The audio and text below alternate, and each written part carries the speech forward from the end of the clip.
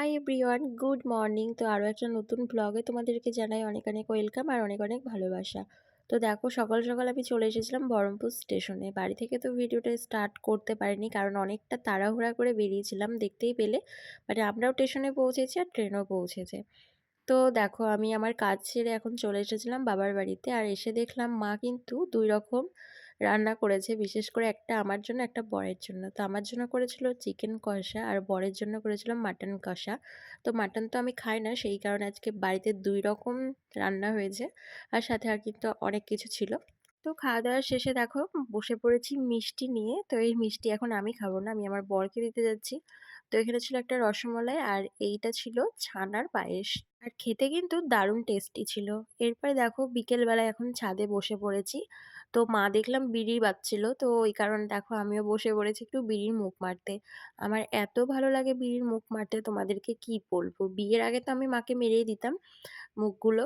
তো এখানে আমি তোমাদেরকে দেখাচ্ছিলাম যে দেখো এখানে অনেক বিড়ি আছে, এগুলো আমি এখন সব মুখটা মোড়াবো। তো তোমরা কারা কারা বিড়ি বাঁধতে পারো কমেন্ট করে জানিও। তো এখানে মা আর বৌদি মিলে গল্প করছিল, আর আমিও তাদের সাথে গল্প করছিলাম আর গল্প শুনছিলাম। আর এই পাশটাতে দেখো আমাদের যে ধনেপাতার গাছগুলো লাগানো হয়েছিল সব কিন্তু ফুল ফুটে গিয়েছে। তো সবাইকে গুড ইভিনিং। সন্ধ্যাবেলায় দেখো আমি আজকে একটু অন্য রকমের চিকেন পকোড়া বানাবো বলে এদিকে কিন্তু সবকিছু রেডি করে নিয়েছি। তো প্রথমে আমি ডিম ছাড়া এই চিকেনটাকে মেখেছি, যেহেতু আমি ডিম খাবো না, ডিমে আমার অ্যালার্জি। আর এগুলো বাকিদের জন্য ডিম দিয়ে মাখা হয়েছে। তো চলো এখন ঝটপট ভেজে নিই। আর প্রথমে আমারটা ভেজে নিলাম। তো কি বলবো, খেতে কিন্তু দারুণ টেস্টি হয়েছিল, একদিন তোমাদের সাথে শেয়ার করব।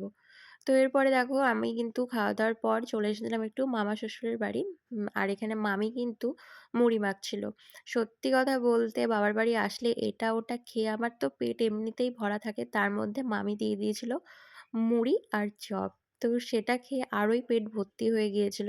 আর বাড়ি থেকেই ভেবেছিলাম যে আজকে আমি একটু মোমো খেতে যাব, অনেকদিন হলো আমাদের এখানকার মোমো খাওয়া হয় না। আর সাথে হচ্ছে পাতালেশ্বরীর সস ফুচকা। তো বাড়ি থেকে এই দুটো খাবো বলেই আমি ভেবে এসেছি। কিন্তু আজকে আমার এতই খাওয়া হয়ে গেছে, বাড়িতেও এত কিছু হয়েছে, আবার মামা বাড়িতে এসেও খেলাম। পেটে আমার একটুকুও জায়গা ছিল না। কিন্তু কি করবো বলো, এত ইচ্ছে হয়েছে আমার বাড়ি থেকে, সেই কারণে পেট ভর্তি থাকা সত্ত্বেও আমি চলে গিয়েছিলাম মোমো আনতে আর সাথে ফুচকা।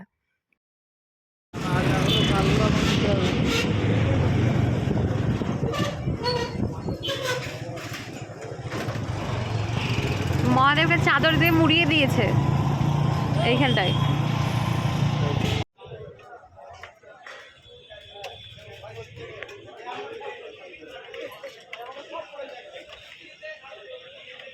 তো মামাবাড়ি থেকে বেরিয়ে আমরা সোজা চলে এসেছি পাতালেশ্বর মন্দির। আর যেহেতু সামনেই হচ্ছে শিবরাত্রি, সেই কারণে দেখো প্যান্ডেল শুরু হয়ে গিয়েছে।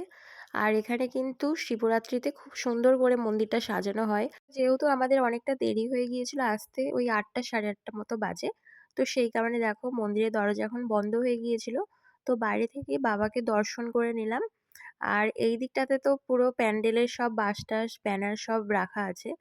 আর দেখো মনসা মন্দিরের এই পাশটাতে এসে দেখলাম পুরো চেঞ্জ হয়ে গিয়েছে, যেগুলো সব বসার জায়গা ছিল সেগুলো সব ভেঙে দিয়েছে। আর পুরো অগোছালো হয়ে আছে এখন, যেহেতু কাজ চলছে মন্দিরে, সেই কারণে। তো অন্যবারের থেকে এবার এসে আমার অতটাও ভালো লাগছিল না, কেমন একটা যেন লাগছিল। তো সব কাজ যখন কমপ্লিট হয়ে যাবে মন্দিরটাকে ঠিক আগের মতনই আবার সুন্দর লাগবে। তো এখানে দেখো সব মূর্তিগুলো এই পেছনটাতে এনে রাখা হয়েছিল। তো এখানে সবকটাই কিন্তু সরস্বতী ঠাকুর ছিল। অনেকদিন পর আসলাম, কবে এসেছি লাস্ট মনে নেই। আর এসে দেখলাম প্রচুর কাজ মাজ হচ্ছে, আর যেহেতু সামনে শিবরাত্রি, সেই কারণে 1 বছরই হবে, সে মানে লাস্ট আমি শ্রাবণ মাসে এসেছি। আবার শ্রাবণ মাস আসতে চলছে।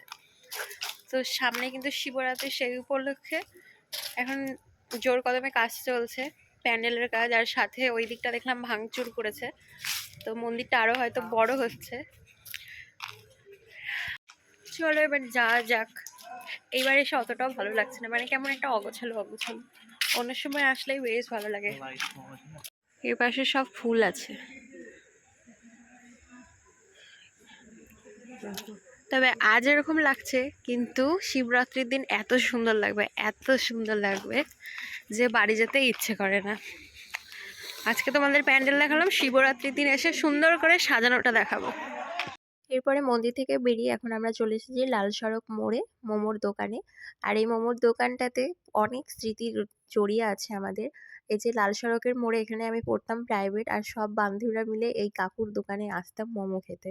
তো প্রতি মঙ্গলবার কিন্তু আমাদের বাঁধা ধরা ছিল। তাই মোমোর দোকানে আসা মাত্রই আমার পুরনো স্মৃতিগুলো মনে পড়ে গেল।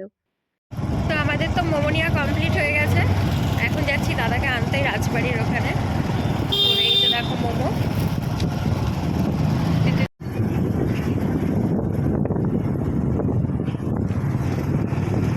কাজের ৩ জনা থাকলে কোনটা বোঝা যায় না একটু।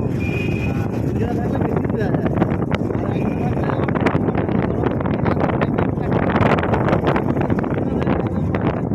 তো এরপরে দাদাকে আমরা নিয়ে এখন চলে এসেছি ফুচকার দোকানে। আর এখানকার ফুচকার কথা কি বলবো, এত খেতে ভালো, আর এখানে অনেক কিছু স্মৃতি আমাদের জড়িয়ে আছে।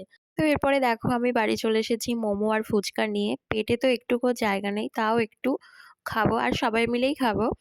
তো খুব ইচ্ছে হয়েছিল এবার যে বাড়ি যাবো, বাড়ি গিয়ে মোমো খাবো, ফুচকা খাবো, সেই কারণেই খাওয়া।